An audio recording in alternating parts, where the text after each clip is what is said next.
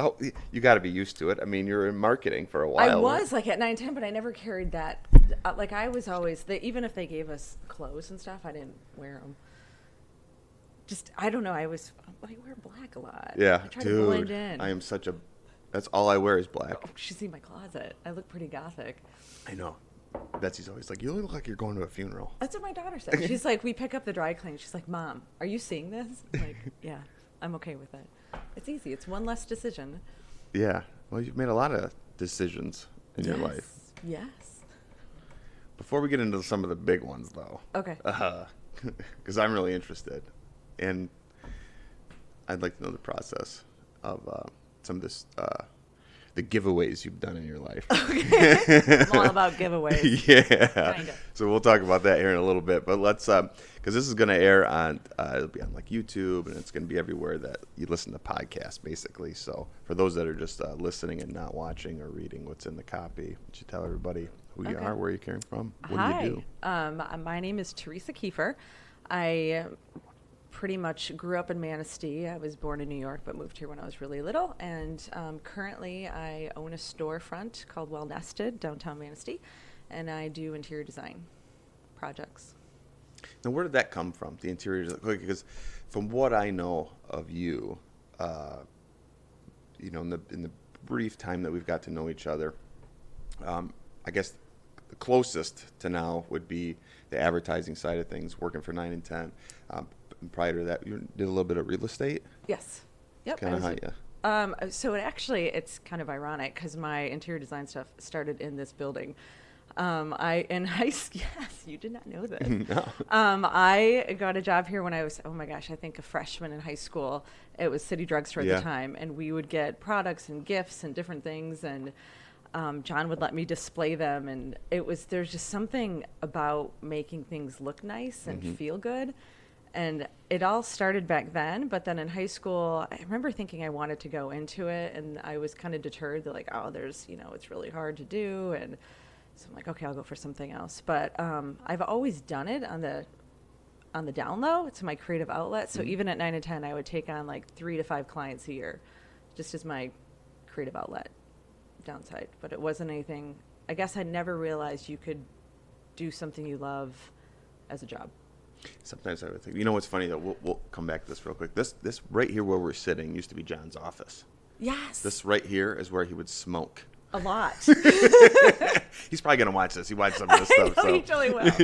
He's really great. He likes my post. He's the one that got me into this. And even running a business, like, learning the retail things and knowing price guns and, This episode is brought to you by Watson Motors. Are you in the market for a new vehicle? Watson Motors is honored to have been voted Manistee News Advocate's Reader's Choice for Top Automotive Service Department and New Car Dealer.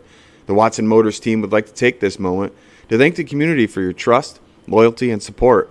As a locally family-owned and operated business, Watson Motors is dedicated to continuing to provide top-quality vehicles and exceptional service to the community that deserves nothing less. Whether you're in the market for a Chrysler, Dodge, Jeep, Ram, or used vehicle, or need maintenance on your current ride, Watson Motors has you covered. Visit www.watson-motors.com today to see the largest new and used car inventory in town. This episode is brought to you by Just Clean, Manistee's premier car wash located at 146 Cleveland Street or just north of the US 31 bridge. Look, if you're anything like me, you're not going to spend an hour or two in the hot summer sun in your driveway trying to wash your vehicle. I don't have time for that. So I always take my truck to Just Clean. I choose their ultimate car wash, which includes a triple foam conditioner, a ceramic coating plus wax, and a 60-second heated blow dry. They are the only car wash in town offering the ceramic coating. For my money, I choose Just Clean, and I hope you do too. This episode is brought to you by Brandon Ball, broker-owner of Dwelling Realty in Manistee, Michigan. Listen, are you looking to sell your home? Then look no further. When you list with Brandon Ball, you'll get a trusted advisor who will guide you through the entire selling process. With extensive knowledge of the local market, he'll help you price your home competitively to attract the right buyers. And with proven market strategies, your home will be seen by the most qualified buyers. With his 17 years in the business, you'll have someone who's experienced and on your side. Contact Brandon today to get started selling your home. 231-690-4981 or Brandon at dwellingrealty.com. customer service. I was just very appreciative. So, yeah. So that you're taking that knowledge and you've opened up Wellnested. What is Wellnested? So Wellnested, we have furniture, home decor, specialty gifts.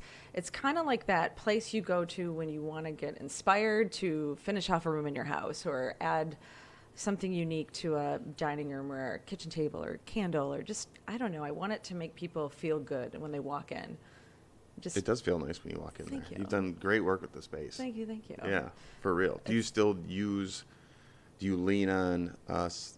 I guess, what am I trying to say here? Do you still do personal consulting? I do. Okay. Actually, that's a majority of what I have to do right now. So I have 3.5 great employees. Campbell's counted as 0.5. And so they help out when I'm on projects. But that's actually the big part for me is just the consulting and getting projects done. And there's a lot right now. I didn't realize, even after COVID, how many people wanted to change their homes. So that's been amazing. And it's just nice. And part of the reason I opened the store was it was really hard to find the cool stuff at the end my favorite part of the project is the finishing, like the adding the little details to the mantle or the bookcases and just making it feel like a home. And I was so tired of trying to drive to Grand Rapids or finding these things. So now it's, I can bring them into the store, and a lot of the things I bring in are things I love and I would have in my own home so that's been fun.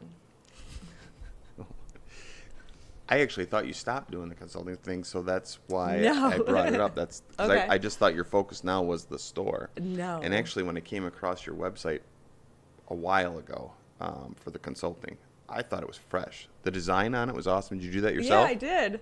You did Thank a great job. I loved It took me a while. I knew what I wanted. It was really hard, but no. And right now we're in the process of transforming that website into more of the store. So getting people into the store and then kind of doing like a side, I don't know even what you call it, on the website for the design, but I want to focus on the store because the design, right now I can't even take a new client. That's awesome. And I'm trying to get even my employees, we'll figure out how to get them on board to take clients to help me out. When I think about interior design, I don't think of it for such a small community. And the reason why I say that is because I just feel like it's something where you need like way more people because to me, I just think that it's like a small percentage of. But I guess you don't need much more. I have, so the clients I have right now, I have 23 clients, and they all range in project sizes from where we might be looking to stage a mantle all the way up to the big projects where we're picking out lighting and plumbing and tile and flooring and those big projects. So it's everything in between. Some people call because they just have this corner in their house. They're like, I don't know what to do with it, or I don't know what to put on my dining room table, or just I have one room I need help with, or there's just these problem spots that people call for, and and it's anybody. Like I think people think you have to be a certain echelon to do the interior designer thing. It's like no, there's like I have a package where it's almost like a one and done. I go for 90 minutes. I can point out things, send them links on what to get, and help them with storage ideas and different things. And yeah, that's one of the cool things I liked about your site was. Thank you. I mean, in today's world, I think people want to see. All right, this is my investment, and this is what I'm looking for. Click, click, click. We're going to put links to this in the show notes. But yeah, I think it's very cool. Well, and it's tricky because some of the bigger ones, people are like, well, how much will this be? And I have to come and see the project. So you have to kind of gather, like, how much time will this take? And it depends on the client. Like, some people need more hand-holding. Some people say handle everything, which I love. And then there's some people that want to work side by side, so it takes a little bit longer. And it depends on if the client is indecisive on, confirming things. But I would be super nervous if a client said, if I was you, and they said, just do it. I will go with your vision, because I'd be worried that when it was all said and done, they didn't like it. Well, I do. Like, that is scary. But a lot of it is I have a giant questionnaire I go in with if they want that kind of level of, I guess, expertise. I have so many questions, and I really try to get to know them and their likes and their dislikes and what they do for hobbies and their family and just different things, so I can really kind of pick apart even the things they're not telling me, because a lot of, or if they have Pinterest, it's great because then I can see. I had a client that she wanted to keep all the oak trim, and I noticed all her Pinterest pages, all the trim was actually white. I'm like, do you notice this? Like, you want to keep it oak, but every picture you love has white trim. She's like, I didn't even notice that. So it's trying to see the things that they're not even telling you, which is tricky. But no, Sure. that's what keeps me up at night. Like I want them to love it. Like I always say, I want to make people cry in a good way. Well, where does it come from, the seeing of the room to make it a way that's like not only appealing for your customer or client, but like when people come into their home, you want the people that come into their home to be like, holy yeah, like shit, whoa, look at this is pretty cool. Yeah. Okay, did you watch The Queen's Gambit? Oh, my son did. That show, when I was watching, I was like, this is so me. So a lot of it is when I'm laying in bed at night, I literally like what she did. She was playing the moves on the ceiling, and it's kind of like that. So people make fun of me because I go to bed really early. I have seen that clip. Yeah, so Yeah. she's playing the moves. So that's exactly kind of what I do, but in design. Like I'm figuring things out, and it goes, and then when it finally lands, where I can feel it, where it feels good. Because to me, it's not just a look; it's a feel. Like you walk into certain people's homes and you feel good, and you feel comfortable, or you want to linger and stay, and that's kind of my goal. So it's a lot of at night. And I used to do it. If you ask John Kaser, we would get some new product in. And he's like, I know you got to go take this home and whirl on it. And I would picture it, and I would go home and just try to figure out like, how am I going to display this? And Yeah. it's kind of what I do now. It's, with organization or decor, because I want it to fit what they like, and then I want it to also like give it a little edge, because that's why they're hiring me, so they're not same old. And yeah, I don't sleep a lot. Well, you got to have the mind for that kind of thing. You really do. I don't. I'm a square. Like everything's got to be stacked. Okay. Even if I don't know what this pile is over here. I got in trouble this morning. My wife yelled at me because we have this bookshelf, and my youngest daughter, my 7-year-old, it's a complete disaster in my house, to be honest with you. She is like a hurricane that goes through. Books everywhere yesterday when I walked in, and in my mind, I just need everything stacked neat and orderly. So I just grabbed all these books and stacked them all up. And then this morning she was like, half of those are library books. Now we have to go through all of that and figure out what which they are. I can't do that. But like for the store, for Wellnested Beverages, the same way for me. I just want it all in a nice, neat line. That's the way my mind operates. That's how I look at things. But my general manager, Danny, is just like this morning. Every morning I come to into work, I walk around the store to see what's changed. Okay. Because he's got a really keen eye for merchandising and building displays that I don't have. And I've been doing this for over 20 years. And even my displays, when I was just peddling beer, 15, 20 years ago, were just stacked up on the floor. But he makes them look impactful, and, so I appreciate that. He's obviously not an interior designer, but what I'm saying is it kind of takes an eye and a little bit of imagination that I just don't have, so I appreciate. Well, thank you. Yeah. I always call it was like my Rain Man effect, because when I go, I see it done, the whole part, where I think a lot of clients, like, they're just looking at the cabinets or the countertop, and they can't fully envision it all together. And that's probably the hardest thing for me, is trying to explain what's in my head to them, to say like, hey, I got this. Like, it'll all go, you'll love it. I think I have you for, right now, just trust me and trust the process. But that's the hardest part, because I'm like, oh my gosh, I'm not HETV, so I don't have these $500,000 computer programs where I can be like, Right. and make it happen. How does it work at Wellnested? Do your 3.5 team members get to move stuff around on you? Okay, so Honestly, you gotta be honestly, I got to do better. I'm a kind of a control freak. They do. They're okay if I like tweak things, and my daughter even knows, because she's like, Mom, there's just certain like I like breathing room. Like not every surface area has to be covered, and there's just, I don't know. And I'm working on my controllingness. The store's beautiful. I love it. Whenever I walk in there, I'm like, oh, there's definitely all kinds of stuff that Thank you. I could spend money on. I have to talk to my CPA at home about some of that stuff. When I go to shows, I'm going to buy this and this. Well, I was telling you a couple of months back before Christmas, I had been all over the place looking for a unique journal for my wife. Basically, is what I had a vision of kind of how I wanted to look, and I didn't think about Wellnested until the end. I was looking for something that was maybe antique-ish, so I was shopping in antique stores and looking for something old for her to, because she loves to journal. And I walked into your store, and I literally took one turn, and on the shelf was exactly what I was looking for. And I told you what it was. It was almost like, I want to say suede. Suede. It was just beautiful. Thank you. And you've got all kinds of stuff like that in your store, not just furniture. I think sometimes people think maybe you just have furniture in there, but candles, these little ornate decorative pieces that you can Like put on books. Yeah, I mean, there's a little bit of something. There's modern. There's like that masculine leather. I'm just kind of envisioning your store right now when I'm walking through it. But you have pieces for everybody in there. Yes, and that's what I try to do. Just have a little bit. It's a lot of different styles, but I hope I made it flow. And I did. Part of it, I wanted things that made your home, head, and heart happy and healthy. Which sounds so cheesy. Well, no, I mean, we should talk about health. Yes. While we're sure. on this podcast together. I'm kind of I wouldn't say I'm a health nut.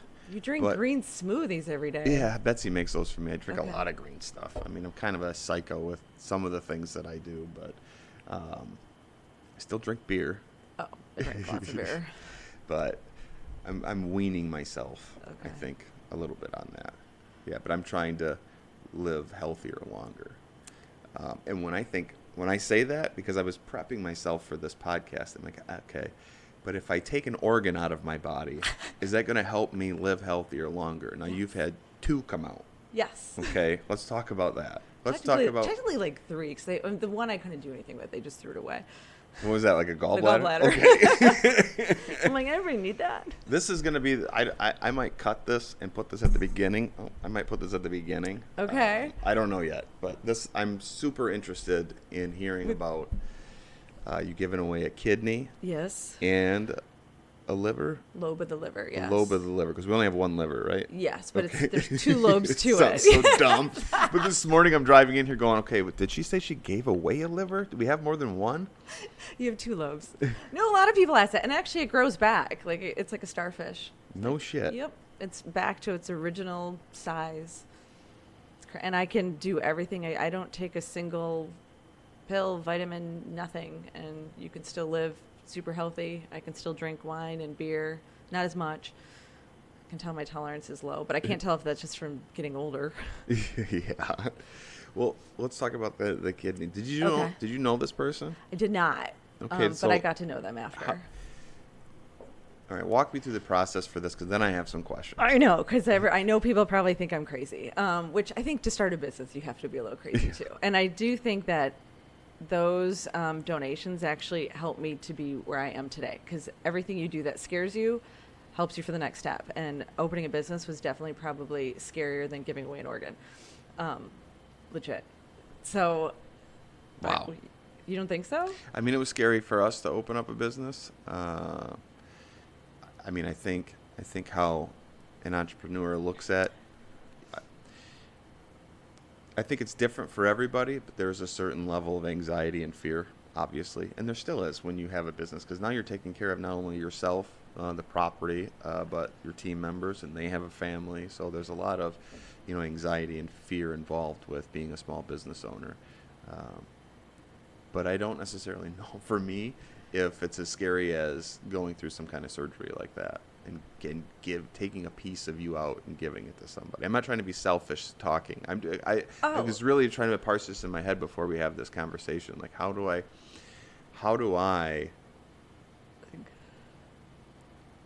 almost feel selfish thinking like, God damn, I don't know if I could do it.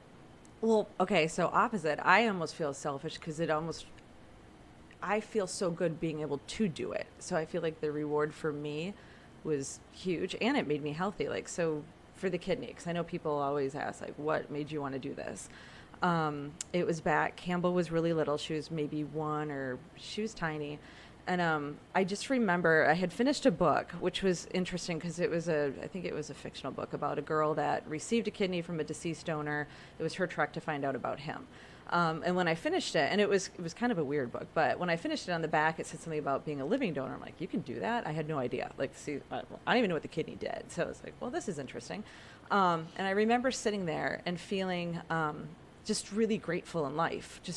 I had gone through some things before that. I had gone through a divorce. I had gone through a miscarriage. And then it's just crazy how life works itself out. And everything was amazing. And here's this healthy little girl. I was always healthy. So I thought, I want to do this. Like, I want to give back. I just felt like this overwhelming need to do it. So I started Googling things or asking people, like, anybody need a kidney? Which is the weirdest thing to ask, I'm sure. But there are people that need them and they don't want to ask because they're nervous because it's a big ask. But no one needed one. So I'm like, well, I want to do this. And the more I watched YouTube videos of people meeting their donors and recipients, I'm like, oh, I'm totally doing this. So I signed up, and you do a lot of testing. Like, they want to make sure you're healthy, and Right. I knew I was. So I passed all those, and my kidney went to a man in California who I got to know, and I thought it was pretty cool. What's the recovery like? So for the kidney, I was actually should have been this is weird because the liver was shorter, but I feel like I trained for it. Yeah, this sounds weird, but so the kidney, I had never had major surgery, so I had no idea what to expect. I figured, they'll give me pain meds. I won't feel a thing. This would be easy peasy. No, it hurt a lot, but it was laparoscopic. So I had hardly any scars. It was like these tiny little slits, and they take it out of your belly button, and it was my left kidney. Yeah. Aren't they back here somewhere? They are. So they fish around, grab it with a little thing. Yeah, it's kind of weird. But it took longer to heal than I anticipated. So part of it was I wasn't used to being on pain meds, and they made me really nauseous. Yeah. I had never drank water before, so I was drinking a lot of water, which I didn't I realize. mean, you've drank water in your life. Yeah, just but not before the surgery. no, like I really didn't. Like What? I never drank. I drank coffee. I drank tea. I drank orange juice. I drank sugary things. I never drank water. Wow. So they were like, hey, you have to flush this out. So I was drinking a ton of water because I could tell if I didn't. But I didn't know the body is like a water softener. You need salt, and I don't do a lot of salt. So I was passing out, and I had to figure out, and then my surgeon's like, you need salt. He goes, you also need to eat more because your body repairs itself, and it's burning calories, and you're going Mach speed. So remember, I came home, I had a Big Mac and a Dairy Queen Blizzard, and I felt the best I felt after that surgery. But so anyway, when I went to do the liver, everything that went, I don't want to say wrong, but everything that was hard about the kidney, I essentially trained for. I did ab workouts. I was eating healthy. What do the ab workouts do? This is interesting. Because when you have any kind of abdominal surgery, the craziest thing was waking up and I had to reach for a glass of water on the nightstand. Just that act of putting my arm out, oh my gosh, it was so painful. Like, it triggers all your muscles, and it hurt so bad. I was like, whoa. So I wanted to figure out how to alleviate that pain. And they were saying how ab workouts, and it's easier to, I guess, cut through, or it's harder to cut through muscle, but easier to heal. So I did 10 minutes every morning to get my abs in shape. I also did, this is going to sound really cheesy, but deep breaths. Yeah. Because when we exercise, we breathe really fast and shallow. So when I woke up from surgery, you have to breathe in this little plastic machine with a ball and get the ball high. And I remember it was so hard. Or even when I had talked to Matt on the phone, I couldn't breathe. I was all out of breath in a minute talking on the phone. I was like, what is wrong with me? I don't feel like I'm that out of shape. And they're like, when you go into surgery if you're out for 7 hours, your lungs start, I guess, getting tired or wet. I don't know, but it was hard. So I'm like, okay. So every stoplight before the liver surgery, I think for 3 months, I would take these giant breaths. And it was during COVID too. So I was like, okay, I want to make sure my lungs are in amazing shape. And they said that's one way to do it. So I would just, and sure enough, when I was in the ICU and woke up for the liver surgery, the guy comes in, he's like, hey, you got to breathe in this. He goes, it's going to take you a couple times to get the ball above it. And I'm like, I got this. I got it. And I did it. And I was like, he's looking at me like, what? I'm like, I trained for this. So cheesy I am again. Such a dork. How did you find the donors? The recipients? For both, yeah. Or the recipients, I'm sorry. So for both, I had to pick a center to do this at. And for the kidney, I don't think any place in Michigan would do an altruistic donor, meaning I didn't know anybody. Because I think they're worried, too, about your health. They're worried, like, why are you doing this? So I went through Rush University in Chicago, and then there's a transplant coordinator, and what they do is they take all of your blood work and everything, and they match you up. And there's so many people on the list. Like for the kidney, I was matched first to somebody in Ohio, but that person, I had to have a person willing to give on their behalf because it was a paired exchange. So they find it, and it's really fast because people need them. So people need them fast. Yeah, we have a friend who just had a lung transplant, and that was some wild shit too. Yeah. Like overnight there was a cough, and then a couple weeks later the cough got worse. Isn't that crazy? go to the doctor and find out there was like some honeycomb weird disease thing happening that's hereditary, and they didn't know it. But looking back on like the previous generation that passed away from something like that, it was very clear that they had it.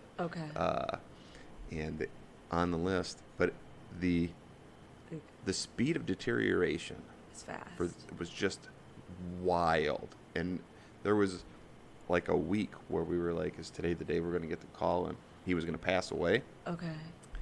They did some, from a recipient standpoint, they did they told him ahead of time, they said, we're going to do like a trial run. We might do a trial run to make sure you're prepared. It might happen, it might not happen, and they ended up doing it. Where basically they called and said, hey, we've got a set of lungs. You need to be here at this time or whatever. And they went through the whole process, not knowing that it was just a trial run. Right. Talk about a mind fuck. You know what I mean? I can't imagine that because you're so, and the family, but they have to be ready. Everybody's got to be ready. So it was like a practice run. But anyways, ended up getting a set of lungs, and it came from somebody who was killed in a car accident, I think. And it's been over a year now. And it's like, do you remember Mr. Hendricks? I know who you're talking. Yeah. So I'm not talking about Mr. Hendricks, but Mr. Hendricks, I think he just passed away. Not that long ago. I think.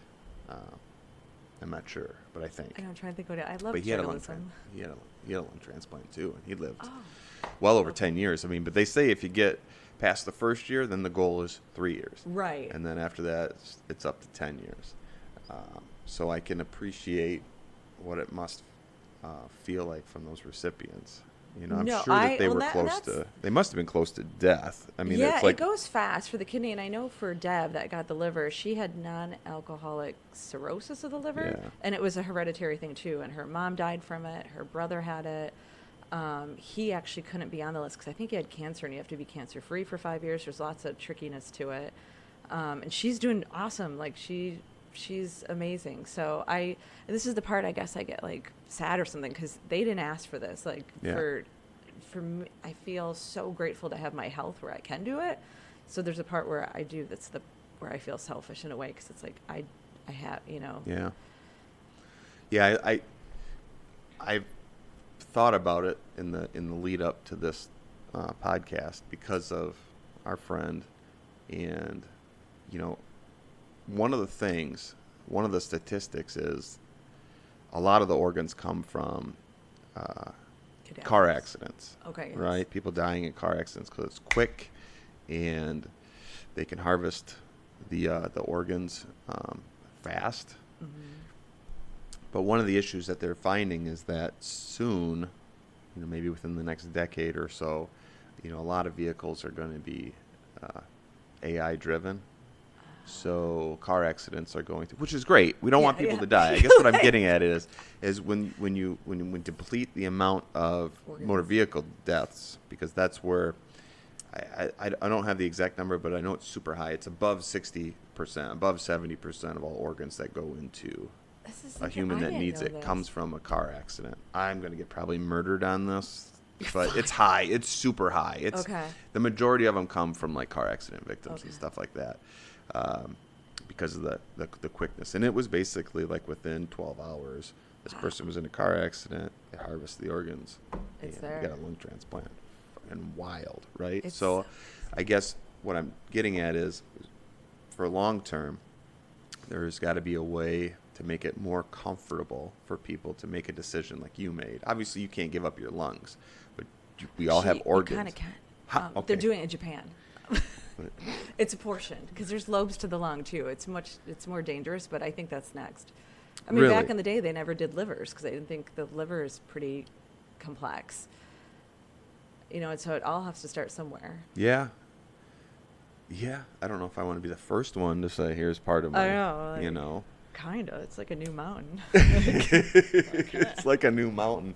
I don't know. When you're laying in bed at night before you decided that you were going to do this, I mean, what are the thoughts going through your head? Like, so for the kidney, since it was my first one, I did have more, well, and also because nobody was on board.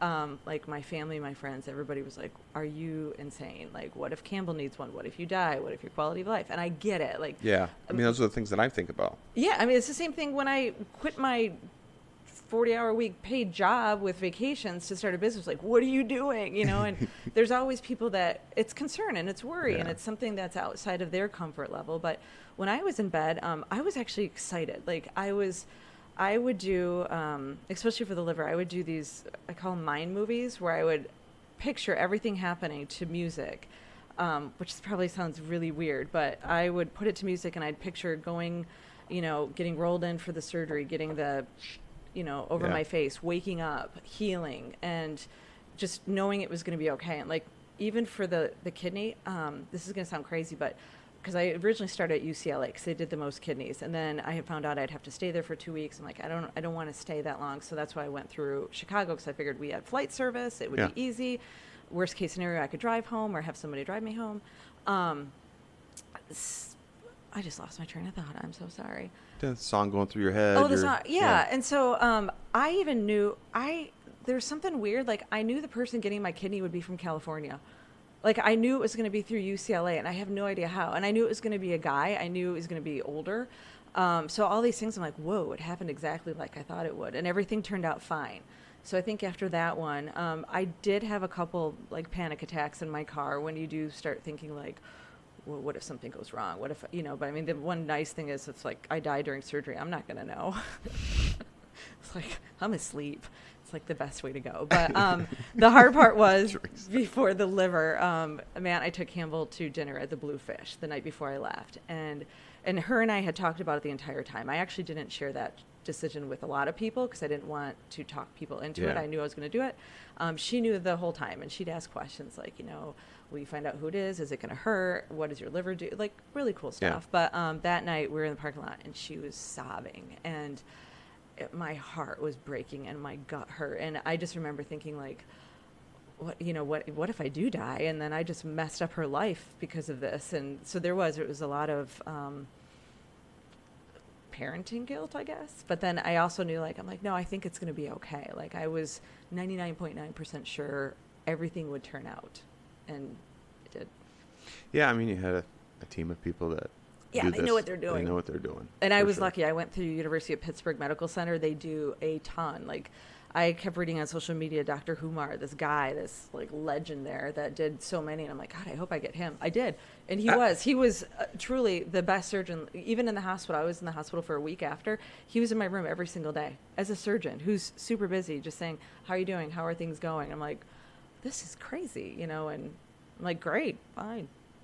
Amazing. What do you have to do to ensure that the kidney that you have left is going to stay mint forever? Well, I don't know if I do it all the time because I wouldn't say I'm trying to be healthier and eat greens, and you're inspiring me. Thank you with your green juices because I'm terrible at it. And I have candy at the store and I eat like a whole container a day. But just drinking water and probably not trying to drink as much alcohol, which I'm working on too. Staying healthy. Like I feel like I'm. Is there monitoring or anything like that? No. Okay. Not now. Before, I think you'd go in like a month after, 3 months, 6 months, a year, and then after the 2-year marker, you're kind of like set free. I mean, they were hoping that you. I mean, you got to have some type of pretty good medical knowledge about. So you got the 2 kidneys. So are they basically working at 50%, both of them? No, you're one. So when they take the one out, your other one actually kind of compensates for the one that's not working. Like there are people actually born with 1 kidney. There are people born with 3. But they need to donate. Yeah, like, get rid of it. That's what I'm kind of like I purge things. So I'm like, maybe it's my way of saying, well, I wasn't using it. Why keep it? But no, like, your body is amazing with what it knows how to do stuff. So yeah, I'm working on being healthier and the things I put in my body. That's awesome. I'm super proud to know you. Thanks. I think that's really cool. You need to shop at Wellnested. Yes. I'm going to put everything in the show notes. Thank you so much for coming on. This was awesome. Thank you. Thank you so much. Cool. Do this again sometime.